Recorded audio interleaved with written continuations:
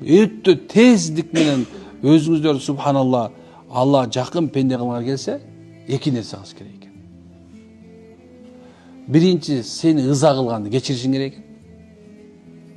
Сен боктоду, сен жоктоду, субханалла, сен ушундай бир адам кейпинен түшүрүп салды сени. Сен мындай айтканда адамга көзүнчө мындай айтканда ал жерден көчүп кеткендей кылып салды керек болсо, ыза жеткизди.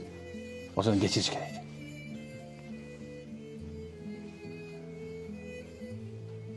Ыза ачууну жутушуң керек экен да. Кулк деп жутуп берсиң, машалла. Даражаң аала даражасына чыгып кеткен да. Периштелердин даражасына чыгып кеткен. Экинчиси ар бир күнү Алла берип аткан рызыкка ыраазы болуш керек экен. Шүгүр айтыш керек экен. Болду экен, машалла. Ушул экөө сени Алладан кур калтырбайт экен. Намазга бекем боло турган болуп калат экенсиң.